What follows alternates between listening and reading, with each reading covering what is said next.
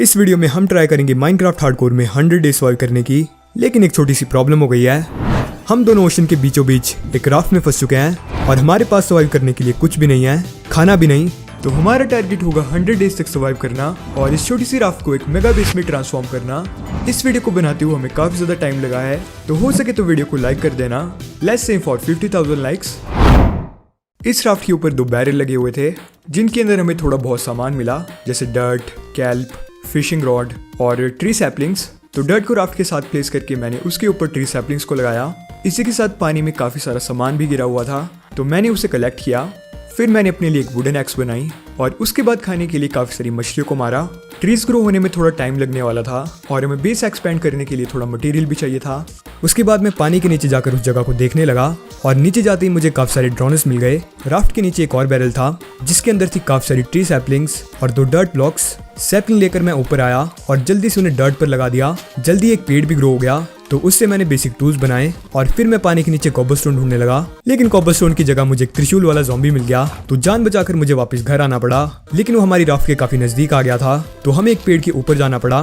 Cobblestone के लिए हमें अंडर वाटर माइन करना था, तो हमने थोड़ी सी वुड इकट्ठा की और उसे दरवाजे बनाए ताकि हम पानी के नीचे सांस ले सके। तो हम पानी के अंदर जाकर माइन करने लगे। माइन करते करते हम एक अंडरग्राउंड रवीन के अंदर पहुंचे और वहां पर हमें काफी सारे कोल के साथ काफी सारा आयरन भी मिला। फिर हम वापस बेस में आए और मैंने अपने लिए स्टोन टूल्स बनाए। इसके साथ हमने बेस को थोड़ा बहुत एक्सपेंड भी किया। राफ्ट के काफी नजदीक ही मुझे एक संकन शिप मिली और उसके अंदर मुझे आयरन और थोड़ा बहुत लैपिस मिला। उसके बाद मुझे फिर से मछुआरा बनना पड़ा क्योंकि हमारे पास खाने के लिए कुछ भी नहीं था। मछली मारने के बाद मैंने अपने लिए एक आयरन हेलमेट और एक आयरन चेस्ट प्लेट बनाई। इसके साथ बैरल में हमें एक बुक भी मिली थी जिसके अंदर एक लोकेशन के कोऑर्डिनेट्स दिए हुए थे, लेकिन अभी हमारे पास कुछ भी नहीं था, तो हम इस लोकेशन पर थोड़ी देर बाद जाएंगे। उसके बाद मैंने गन्ने और बैम्बू को भी फार्म कर दिया और पता नहीं क्यों पर अभी तक ट्री ग्रो नहीं हुए थे और मेरे पास करने के लिए कुछ भी नहीं था, तो इसलिए मैंने काफी देर तक फिशिंग की और बहुत सारी मछलियां पकड़ी। रात के टाइम फाइनली ट्री ग्रो हो ही गया, तो वुड काट कर मैंने सबसे पहले एक शील्ड बनाई और उसके बाद आयरन से टूल्स बनाए। हमारे पास काफी कम डर्ट था और ट्रीज के लिए हमें और डर्ट चाहिए था, तो मैं एक बार फिर से पानी के नीचे गया और डर्ट ढूंढने लगा। थोड़ी देर तक ढूंढने के बाद मुझे एक जगह दिखी, तो मैं उस जगह के नजदीक गया और वहां पर एक चेस्ट थी जिसके अंदर मुझे सिर्फ कचरा मिला, लेकिन लकीली उसी जगह के साथ मुझे डर्ट दिख ही गया। तो मैंने डर्ट के साथ ही वहां से काफी सारा सैंड भी इकट्ठा कर दिया। फिर मैं वापस बेस में आया और डर्ट लगाकर वहां पर काफी सारे पेड़ लगाए। हम एक काफी बड़ा बेस बिल्ड करने वाले थे, तो उसके लिए हमें बहुत सारी वुड चाहिए थी और मटेरियल के लिए हमारा मेन सोर्स वुड ही था। और तभी मुझे ध्यान आया हम डर्ट और ग्रेवल मिक्स करके एक्स्ट्रा डर्ट भी बना सकते थे जिसे कहते हैं कोरस डर्ट। तो मैंने नीचे जाकर काफी सारा ग्रेवल इकट्ठा किया और ऊपर आकर ग्रेवल और डर्ट से कोरस डर्ट नहीं बनाई। डर्ट और ग्रेवल मिक्स करने की जगह मैं खुद के ही आविष्कार कर रहा था। मैं मिक्स कर रहा था ग्रेवल और सैंड को, पता नहीं मैं क्या बनाने की कोशिश कर रहा था। मैंने कोरस डर्ट बनाने की रेसिपी भी देखी, लेकिन उसके बाद भी मैं डर्ट और ग्रेवल की जगह सैंड और डर्ट ही मिक्स कर रहा था। आई डोंट थिंक ये गेम मेरे लायक है। लेकिन इसके अलावा मैंने आयरन से चेस्ट प्लेट बनाई, लकीली मुझे उसकी रेसिपी याद थी। और उसके बाद मैंने काफी देर तक माइनिंग करके ढेर सारा सामान इकट्ठा किया और अब मेरे पास ऑलमोस्ट 1 स्टैक आयरन हो गया था। और उसके बाद मैंने मॉब फार्म बनाना शुरू किया। इस वर्ल्ड में मॉब फार्म बनाना काफी इंपॉर्टेंट था क्योंकि हमें अपनी जरूरत का सारा सामान इसी फार्म से मिलने वाला था, जैसे बेड के लिए स्ट्रिंग्स और फसल और पेड़ ग्रो करने के लिए बोन मील।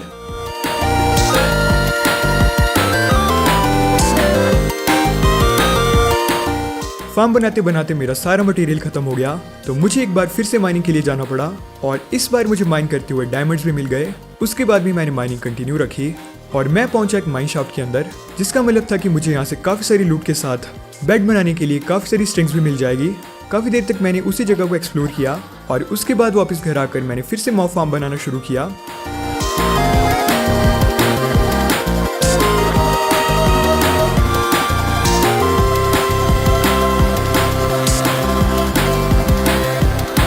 काफी देर की मेहनत के बाद मॉब फार्म कंप्लीट हो गया और वो काफी एफिशिएंट तरीके से काम कर रहा था। और इसके साथ ही मैंने माइन शाफ्ट से लाई हुई स्ट्रिंग से एक बेड भी बना दिया। उसके बाद मैंने काफी देर तक लकड़ी इकट्ठा की और साथ में बैम्बू को भी फार्म किया। और मॉब फार्म पर AFK करते करते हमारे मॉब फार्म के अंदर एक चिकन स्पॉन हुआ जिसके ऊपर एक बेबी ज़ॉम्बी बैठा हुआ था, तो उसे हमने मॉब फार्म से बाहर निकाला और बेबी ज़ॉम्बी को मारने के बाद अब हमारे पास फाइनली एक चिकन था। लेकिन उसे ब्रीड करवाने के लिए हमारे पास चिकन ही नहीं थे, तो हमें उसे खुला ही छोड़ना पड़ा। उसके बाद मैंने काफी देर तक मॉब फार्म के ऊपर AFK किया और साथ ही काफी सारी लकड़ी भी इकट्ठा की और उसके थोड़ी देर बाद मॉब फार्म से हमें एक गाजर भी मिल गई और साथ ही मॉब फार्म से मुझे बो और एरो भी मिल गए।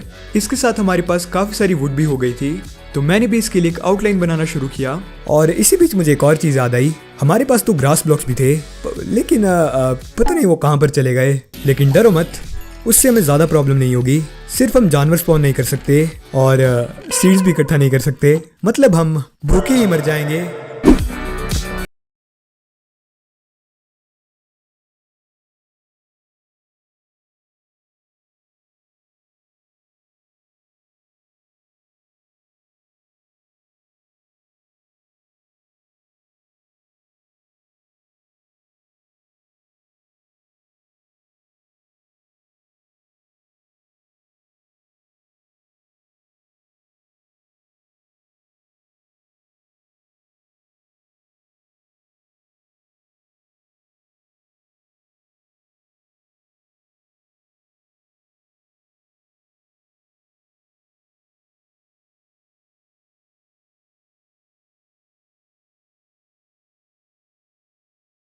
सकते थे, लेकिन अभी भी बेस को एक्सपेंड करने का काम खत्म नहीं हुआ था, क्योंकि हम इसे और भी एक्सपेंड करने वाले थे। पता नहीं अब इसे फिल भी कर पाएंगे या नहीं। तो मैंने अपने बेस के एक साइड को थोड़ा और एक्सपेंड किया और अपने बेस के चारों तरफ हम ऐसे ही काफी सारी रिंग्स बनाने वाले थे, जिनके ऊपर हम बनाएंगे बहुत सारी चीजें।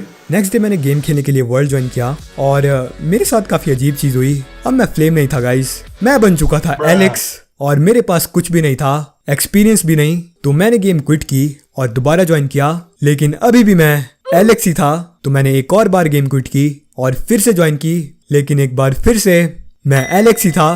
पहले तो मुझे लगा कि मुझे वापस ही सब कुछ बनाना पड़ेगा, लेकिन मैंने एक आखिरी बार ट्राई करने का सोचा और भगवान का नाम लेकर फिर से ज्वाइन किया और इस बार फाइनली मैं फ्लेम बन ही गया और मेरी सारी आइटम्स भी एक्सपीरियंस के साथ वापस आ गई। पता नहीं गेम ने क्या नशे कर रखे थे। तो पहली रिंग पर मैंने बनाया एक खेत, जिसके ऊपर मैंने लगाई ढेर सारी गाजर, जो कि हमें मॉब फार्म से मिली थी। मैंने दूसरी साइड भी एक रिंग बनाना शुरू किया। देखने में ये काम काफी इजी लग रहा होगा, लेकिन ये काम उतना आसान नहीं था, क्योंकि रिंग बनाने के लिए मुझे काफी ज्यादा स्ट्रगल करना पड़ा। जैसे तैसे उस रिंग को कंप्लीट करने के बाद मैंने उसके ऊपर एक ट्री फार्म बनाया, लेकिन अभी भी 2 और साइड रिंग बनाना बचा था। और अब मुझे पता लग रहा था कि मैंने प्रो बिल्डर बनके कितनी बड़ी गलती कर दी है, क्योंकि इस काम में कुछ ज्यादा ही टाइम लगने वाला था। 4 रिंग्स बनके कंप्लीट हो गए थे, लेकिन अभी भी ये बेस थोड़ा खाली खाली लग रहा था। तो हमने उन 4 रिंग्स के ऊपर 2 और रिंग्स बनाने का सोचा और ये काम करते करते हमारी हालत पतली हो गई। फिर मैंने बेस से माइन में जाने के लिए एक रास्ता बनाया और माइन में जाकर काफी देर तक ओर्स इकट्ठा किए और मुझे माइन में काफी सारे डायमंड्स भी मिले। इसी बीच मैंने डायमंड से पिकेक्स भी बनाई और उससे काफी सारा ऑब्सीडियन माइन किया, जिससे कि हम बनाएंगे नेदर पोर्टल। फिर मैं वापस बेस में आया। उसके बाद हमने काफी देर तक बेस को बिल्ड किया। तो मैंने एक एन्चेंटिंग टेबल बनाने का सोचा, लेकिन बुक के लिए हमारे पास लेदर ही नहीं था और हम सारी उम्मीदें छोड़ चुके थे। लेकिन तभी हमें वो प्यारी आवाज सुनाई दी। हमारी हेल्प करने के लिए ट्रेडर भैया आए थे। तो लेदर के लिए हमने उनके लामा को मार दिया और उन्हें भी मार दिया, क्योंकि लामा से हमें लेदर मिल सकता था और ट्रेडर भाई से तो वैसे कुछ भी नहीं मिलने वाला था। उसके बाद मैंने फाइनली एन्चेंटिंग टेबल बनाया और उससे हमें सिल्क टच नहीं मिली, मतलब बेचारा लामा ऐसे ही मर गया। काफी ज्यादा मजदूरी करने के बाद हमने सभी रिंग्स को पूरा कर लिया था और अब हमारा बेस काफी ज्यादा बड़ा लग रहा था। लेकिन 30 दिन होने के बाद भी हमारे पास एक घर भी नहीं था। लेकिन हमें स्टार्टिंग में एक बुक मिली थी, जिसके अंदर किसी जगह के कोऑर्डिनेट्स थे और साथ में उसमें कुछ और भी लिखा हुआ था, जो था हमें इंस्टाग्राम पर फॉलो कर दो। और हमने सोचा क्या पता हमें वहां से कोई काम की चीज मिल जाए। तो हमने एक बोर्ड बनाई और उस किताब में लिखे हुए कोऑर्डिनेट्स पर जाने लगे और शायद भगवान ने हमारी सुन ली, क्योंकि थोड़ी आगे जाकर ही हमें एक आइलैंड मिला, जहाँ पर बहुत ही सारे ग्रास ब्लॉक्स थे।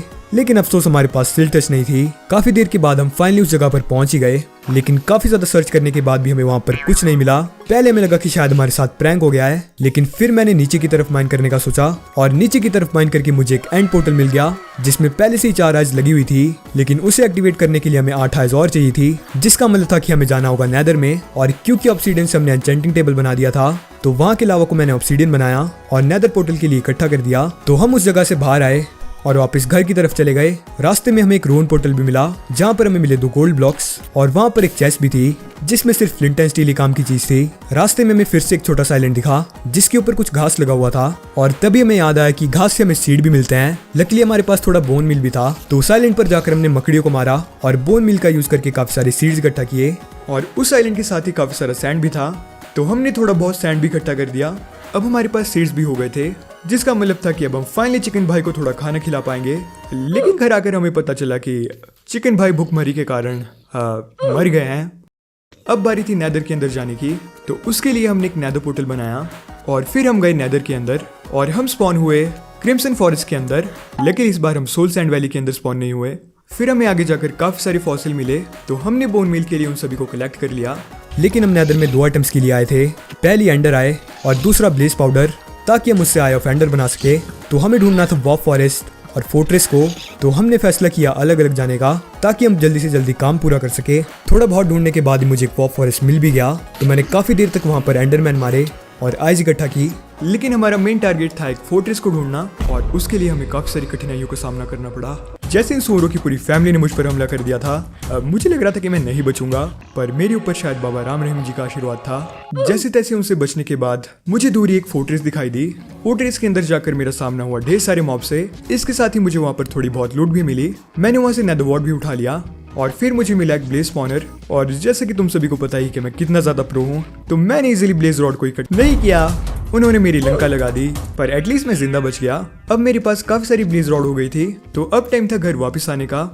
आइज इकट्ठा करने के बाद मैं फोर्ट्रेस ढूंढने लगा, लेकिन रास्ते में मुझे काफी सारे मैग्मा ब्लॉक्स मिल गए और इन ब्लॉक्स का यूज हम बिल्ड में भी कर सकते थे। तो मैंने वहां से काफी सारे ब्लॉक्स इकट्ठा कर दिए और इसी बीच स्पार्क को फोर्ट्रेस भी मिल गई। तो अब हमारा काम ऑलमोस्ट पूरा हो गया था, तो मैं वापस घर जाने लगा। लेकिन अब मैं घर जाने का रास्ता भूल गया। काफी देर तक मैं सिर्फ नेदर में भटकता रहा और उतनी देर में स्पार्क ब्लेज रॉड इकट्ठा करके वापस घर भी आ गया। लेकिन उसने मुझे पोर्टल के कोऑर्डिनेट्स बता दिए, तो मैं वापस कोऑर्डिनेट्स के पास जाने लगा। लेकिन इसी बीच मेरा सारा खाना खत्म हो गया और फिर मेरी पिकेक्स भी टूट गई और थोड़ी आगे जाकर ही मेरे ब्लॉक्स भी खत्म हो गए और साथ में मेरी हंगर बार भी ऑलमोस्ट खत्म हो गई थी, जिसका मतलब था कि मैं बहुत ही स्लो चल रहा था।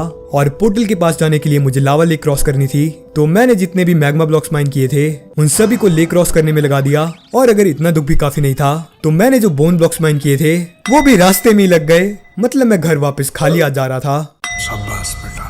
बट एटलीस्ट मेरे पास आइस तो थी और फाइनली गिरते पड़ते मैं पोर्टल के पास जिंदा पहुंच ही गया। वापस आकर मैंने थोड़ी गाजर फार्म की और डायमंड से एक स्वॉर्ड बनाई और फिर हम गए एंड पोर्टल की तरफ। फिर पोर्टल एक्टिवेट करने के बाद हमारा सामना हुआ अपने पुराने दोस्त एंड ड्रैगन से, जिसे हमने काफी इजीली पेल दिया।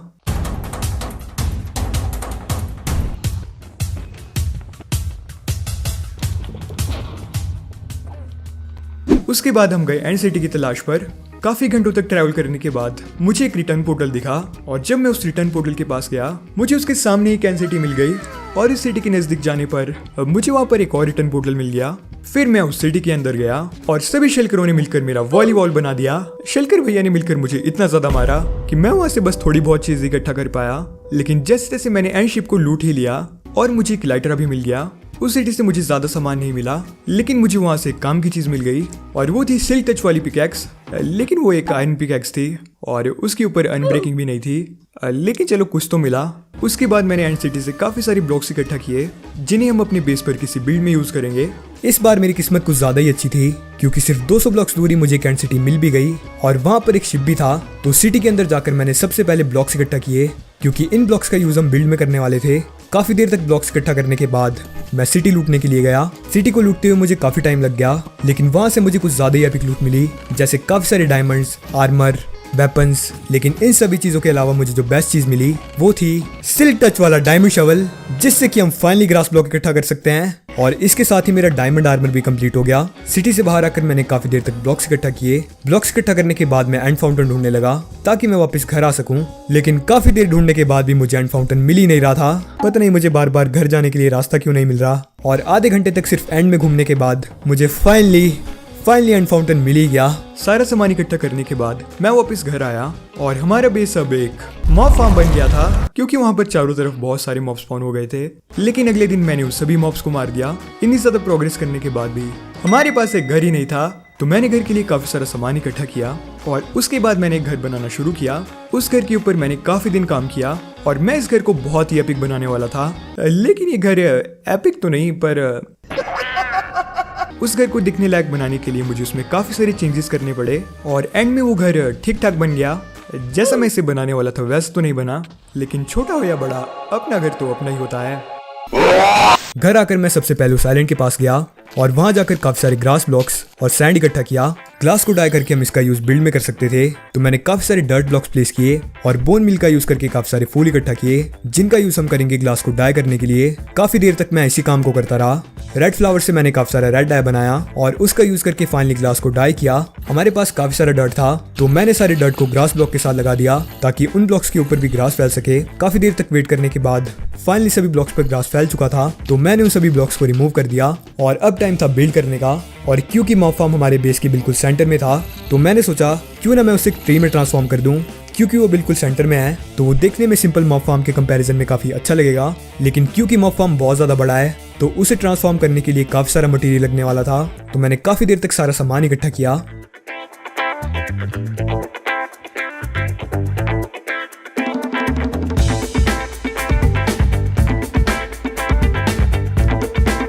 अब मेरे पास सिल्क टच की पिकैक्स भी थी तो नेदर में जाकर मैंने रेड नाइलियम और ब्लू नाइलियम को इकट्ठा किया। लकीली मुझे पहले ये बायोम्स मिल गई थी तो इस काम में ज्यादा टाइम नहीं लगा। और नाइलियम हमें इसलिए चाहिए था क्योंकि नेदर पोर्टल के साथ वाली प्लेट्स के साथ हम इन पेड़ों को लगाने वाले थे। इसके साथ ही मैंने काफी सारी मशरूम भी इकट्ठा कर दी क्योंकि हम एक सर्कल पर ढेर सारी मशरूम भी लगाने वाले थे। सारा सामान इकट्ठा करने के बाद मैं वापस घर आया और नेदर पोर्टल के साथ वाली दोनों प्लेट्स के ऊपर मैंने ब्लू और रेड पेड़ ग्रो किए जो कि देखने में काफी ठीक लग रहे थे।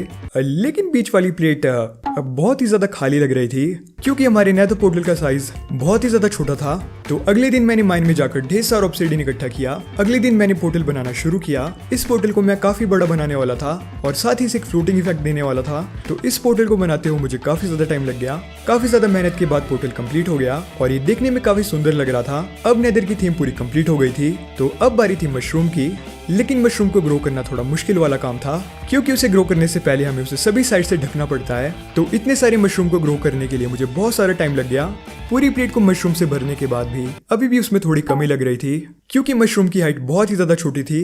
लेकिन मेरे पास इसका भी इलाज था। मैंने उन सभी मशरूम के ऊपर एक एक और मशरूम लगाने का सोचा और पूरा काम कंप्लीट करने के बाद अब वो पहले से बहुत ही ज्यादा बेटर लग रहा था। हमारे पास काफी सारा बैम्बू भी पड़ा था और अब हमारे पास काफी सारी डर्ट भी थी।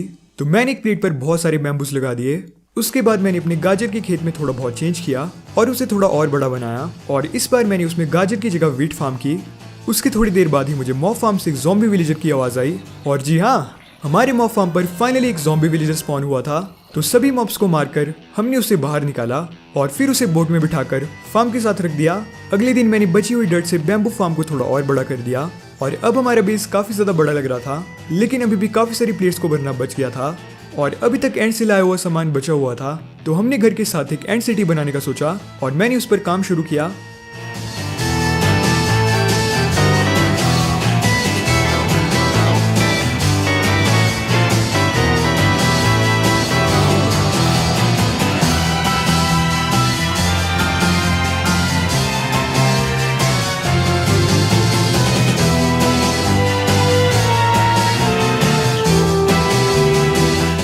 ट्री ऑलमोस्ट पूरा हो गया था लेकिन उसके ऊपर काफी सारे मॉब स्पॉन हो सकते थे और टॉर्चेस से उसका लुक खराब हो जाता।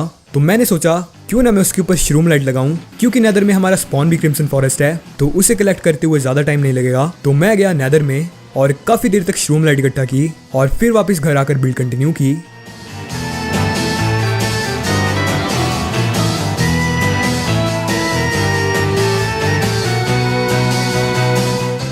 फाइनली हमारा ट्री कंप्लीट हो गया जो कि दिखने में पहले से काफी अच्छा लग रहा था। ट्री तो पूरा कंप्लीट हो गया था लेकिन उसके आसपास का एरिया बिल्कुल खाली था। तो मैंने वहां पर एक छोटा सा विलेज बनाने का सोचा लेकिन मेरे पास पूरा कोबलस्टोन खत्म हो गया था। तो मैं माइन में जाकर कोबलस्टोन इकट्ठा करने लग गया और मुझे वहां पर जाकर चमकीले पत्थर वाली जगह मिल गई। और क्योंकि चमकीले पत्थर देखने में काफी सुंदर होते हैं तो मैंने उन्हें भी माइन कर दिया और ऊपर आकर उन्हें स्पार्क के पास दे दिया।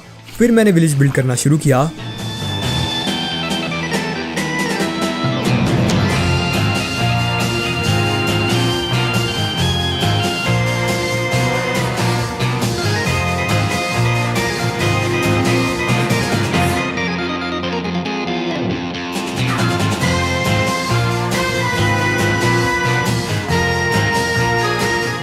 फाइनली हमारी एंड सिटी कंप्लीट हो गई और इस एंड सिटी को देखकर लग रहा था कि ये किसी प्रो बिल्डर ने बनाई है। एक थप्पड़ मार दूं। एंड सिटी कंप्लीट हो गई थी लेकिन अभी भी उसमें ग्लास लगाना बच गया था और हमारे पास सारा सैंड खत्म हो गया था। तो मैं गया सैंड इकट्ठा करने। थोड़ी देर में ही मुझे एक आइलैंड मिल भी गया। तो मैंने वहां से काफी सारे सैंड इकट्ठा किया। ग्लास बनाने के लिए मैंने सैंड इकट्ठा कर दिया था लेकिन एंड सिटी के लिए चाहिए था पर्पल डाई और उसे बनाने के लिए लगता है रेड और ब्लू डाई। लकीली हमारे पास दोनों डाई थे तो मैंने पर्पल डाई बनाया और फिर पर्पल डाई से पर्पल ग्लास बनाया। फिर मैंने ग्लास को विंडोज में प्लेस किया और फाइनली हमारी एनसीटी पूरी कंप्लीट हो गई। रेड और ब्लू पेड़ों के नीचे नेदरराइट ब्लॉक्स दिख रहे थे जो कि बहुत ही ज्यादा इरिटेटिंग लग रहे थे। तो अब मेरे पास दो ऑप्शन थे, या तो मैं पूरी प्लेट में नेदरराइट ब्लॉक प्लेस कर दूं या फिर अपना मास्टर प्लान यूज करूं। तो मैंने अपना मास्टर प्लान यूज किया जो था ब्लॉक्स के ऊपर पानी लगाना, जो कि देखने में उतना बुरा भी नहीं लग रहा था और इसमें मेरा काफी टाइम भी बच गया। तो मैंने मशरूम और ब्लू पेड़ों वाली प्लेट पर सेम टेक्निक यूज की और ये टेक्निक मेरी उम्मीद से कुछ ज्यादा ही अच्छे से काम कर गई। बिल्ड करते टाइम बीच में पिलेजर स्पॉन हो गए। वैसे तो मैं उन्हें मारने वाला था, लेकिन उन्हें देखकर मुझे एक आइडिया आया, क्यों ना हम अपने बेस में एक पिलेजर आउटपोस्ट बनाएं। तो मैंने उन सभी को बोट में बिठा दिया। इन्हें हम बाद में पिलेजर आउटपोस्ट में कैद करेंगे।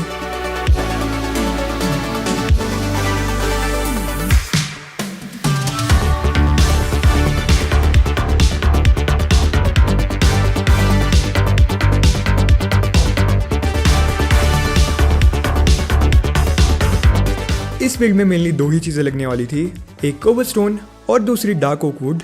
कोबलस्टोन के लिए मैंने काफी देर तक माइनिंग की और लकीली डार्क ओक वुड हमारे पास पहले से पड़ी हुई थी।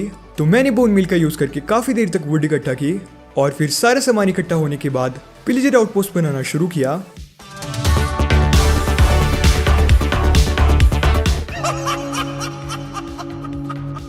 पिलेजर आउटपोस्ट भी बनकर तैयार हो गया और इसे देखकर भी ऐसा लग रहा था कि ये भी किसी प्रो बिल्डर ने बनाई है।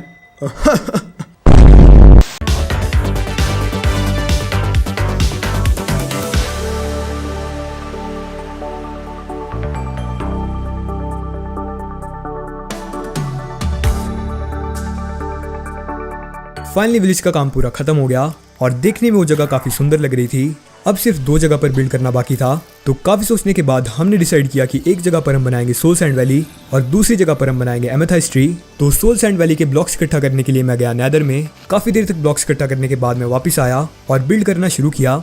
हमारे पास काफी सारा एमेथाइस्ट पड़ा हुआ था और इसके साथ ही हमें ओशन में बहुत ही सारे एमेथाइस्ट जियोड मिले थे। तो एक शेल्कर बॉक्स बनाकर मैं गया नजदीक वाले जियोड के अंदर और वहां से मैंने ढेर सारा एमेथाइस्ट इकट्ठा किया। तो सारा सामान इकट्ठा करने के बाद मैंने उस पर काम शुरू किया।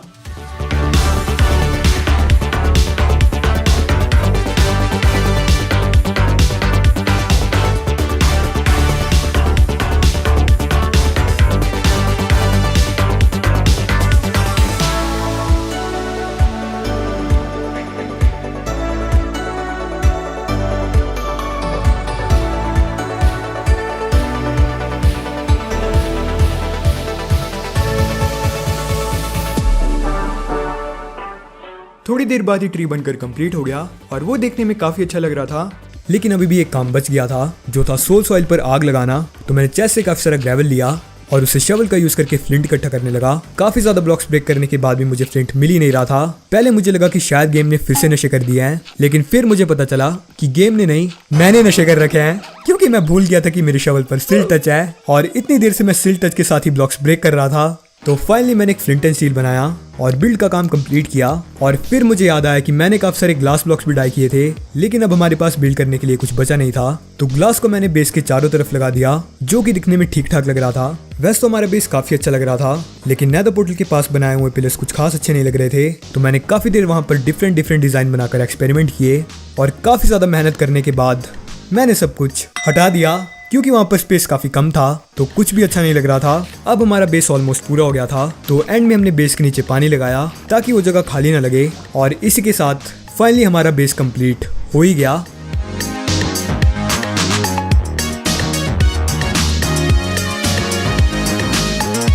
इस बेस को कंप्लीट करने में हमें 100 दिन से थोड़े ज्यादा दिन लग गए, लेकिन ये अभी तक की हमारी सबसे बड़ी बिल्ड है। तो अगर तुमने इस वीडियो को एंजॉय किया तो चैनल को सब्सक्राइब कर देना और वीडियो को लाइक भी कर देना। और अगर तुम ऐसी और वीडियोस देखना चाहते हो तो हमें कमेंट करके जरूर बताना। हम मिलेंगे अगली वीडियो में, तब तक के लिए बाय बाय, पीस।